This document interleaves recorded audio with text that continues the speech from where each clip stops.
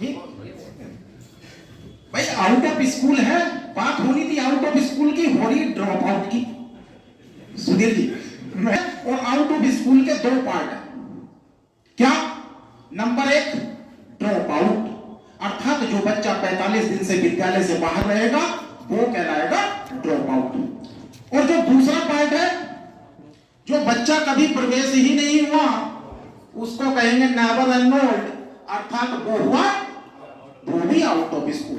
तो out of school को समझिएगा, बात हो रही शारदा कार्यक्रम की अर्थात आउट ऑफ स्कूल की। उसमें दो तरह के बच्चों पर हमें एडमिशन पर काम करना होता, उनका पहले आइडेंटिफिकेशन करना होता, फिर एनरोलमेंट और उसके बाद ये चीजें। फिर मैं यहां आ रहा हूं तो ये चीज क्लियर होगी सब। आउट ऑफ स्कूल में दो चीजें, ड्रॉप आउट और दूसरा नेवर एनरोल्ड।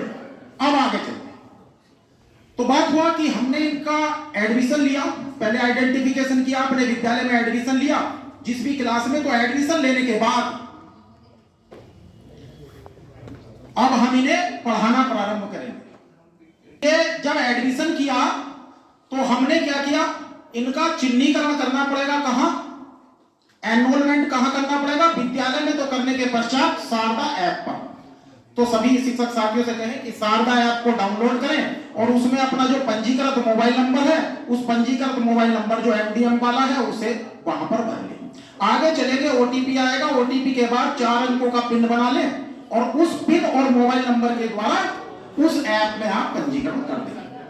जैसे ही आप लॉगिन करेंगे इस तरह का इंटरफेस यहां पर आ जाएगा। थोड़ा सा भाई साहब ऊपर कर लें, बस इस तरह का इंटरफेस आएगा। तुरंत एक काम करें, अभी ले लिया है लेकिन बच्चा आउट ऑफ स्कूल कहीं नहीं आ रहा। ब्लॉक वाले कह रहे साहब हमारे यहाँ आउट ऑफ स्कूल में चिन्हीकृत करोगे, करोगे कहां? ये कोई बताता ही नहीं। करेंगे यहां, ये वाला जो ऑप्शन है, इस ऑप्शन में हम क्लिक करेंगे। यहां पर पूरे बच्चों की संख्या क्लास वाइज प्रदर्शित होगी और जैसे जिस बच्चे को आप ड्रॉप आउट या नेवर एनरोल्ड बनना चाह रहे हैं उस बच्चे पर क्लिक करेंगे, ऑप्शन चुनिएगा ड्रॉप आउट या नेवर एनरोल्ड और आगे सबमिट कर दीजिएगा। कब इसका सर्वे हुआ, सर्वे करता कौन था, तारीख कौन सी थी, ये चीजें जब आप करेंगे तो वो विद्यालय में बच्चा आपका शारदा कार्यक्रम के अंतर्गत ड्रॉप आउट या नेवर एनरोल्ड अर्थात आउट ऑफ स्कूल बच्चे में चिन्हीकृत हो जाएगा। इतना काम हो गया जी। अब बच्चों को तो हमने ले लिया, उसके बाद क्या काम है? उसके बाद उसे पढ़ाना। और पढ़ाने में भी जैसे ही एडमिशन हुआ था तो सबसे पहला क्या काम होता? सबसे पहला काम होता उसके बेसलाइन देखने का। तो 15 दिन बाद ये नियम है शारदा में कि जैसे ही 15 दिन बीतेंगे आप इस ऐप के माध्यम से उस बच्चे का बेसलाइन असेसमेंट करेंगे, जो हुआ ही ना अभी तक। ठीक, बेसलाइन 15 जुलाई को कैसे? ये आ जाओ, ये है मूल्यांकन, इस पर टच करना था। जैसे ही आप इस पर टच करते हैं तो टच करने के बाद इसमें क्वार्टर आ रहे हैं, एक बेसलाइन के नाम से आ रहा और दूसरा आ रहा, फिर दूसरा पहला क्वार्टर, फिर तीसरा, दूसरा और तीसरा क्वार्टर, बस इतना आ रहा 3 क्वार्टर तक। तो 15 दिन बाद बेसलाइन होना था, उसके बाद अक्टूबर में होना था, अब जनवरी में होना। ठीक, तो ये कैसे होगा, ये बाद की बात है। तो बेसलाइन हुआ, होने के बाद असेसमेंट में कुछ नहीं, 10 प्रश्न आते हैं या 15, उस पर हाँ ना करना होता, टिक करा, हो गया। इसके बाद थोड़ा आगे चले, अब बच्चे की हमें क्या करनी होती? उपस्थिति देनी होती। तो उपस्थिति देनी है, उपस्थिति देने के लिए क्या करना होगा? सबसे पहले हमें शिक्षक साथियों से कहना कि भाई देखिए विद्यालय में जैसे ही बच्चा आपका रहा, आप उन महीनों की उपस्थिति इस ऐप के माध्यम से करिएगा। आपने लॉगिन किया, उपस्थिति पर क्लिक किया, अब थोड़ा आगे चलिए। जैसी उपस्थिति पर क्लिक करेंगे तो यहां पर 2 चीज देखेंगे, 2 सत्र आ जाएंगे। यहां इस पर क्लिक करेंगे, एक गत सत्र, एक पिछला सत्र। अभी वर्तमान सत्र हमारा 2023-24 इसकी उपस्थिति लगानी है, तो जबकि पिछले साल दोनों की लगानी, इस बार केवल इसी की लगानी। इस पर टच करेंगे, यहां से पता चल जाएगा क्या, यहां पर सब में आएगा 00। टीचर आपसे कहेंगे हमारे तो कोई दिखाई नहीं दे रहा, तो भाई उनसे सबसे पहले ये बताओ, इसे आपको जो पुराना ऐप था ना मोबाइल में, इसे डिलीट करो।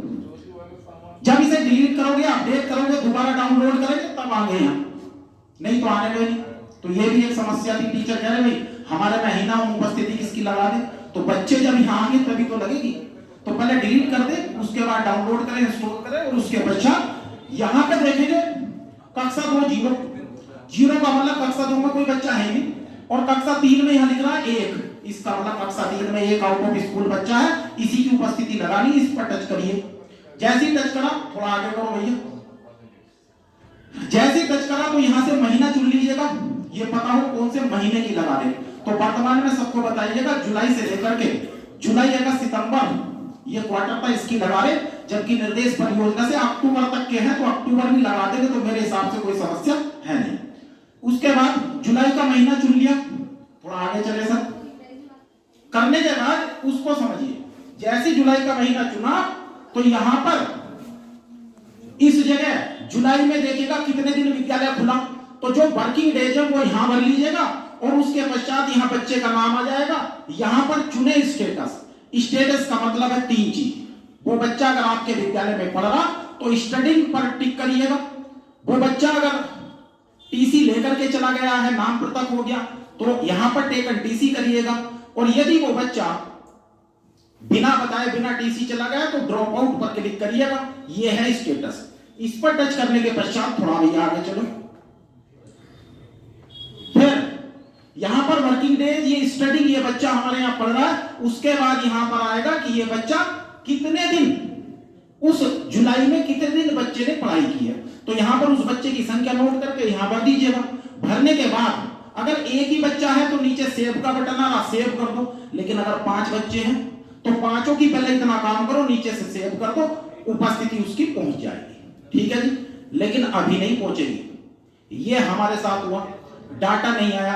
साइड में ऊपर यहां देखिएगा बटन बना हुआ, 3 लाइन, उन पर टच करिएगा, शुरू में आ रहा सिंक, तो सिंक पर क्लिक करिएगा, डाटा कंप्यूटर ऑपरेटर के पास आ जाएगा।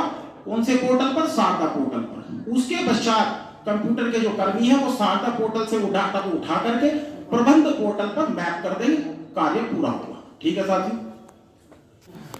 और देखिए जी, तो ये टेकन टीसी कोई सब चीजें हैं, ये ऑप्शन को आप देख सकते हैं। मैं समझता हूं कि उपस्थिति का मॉड्यूल पूरा हुआ। इसी प्रकार से असेसमेंट का है, वो असेसमेंट का मूल्यांकन का ये भी जी। नमस्कार।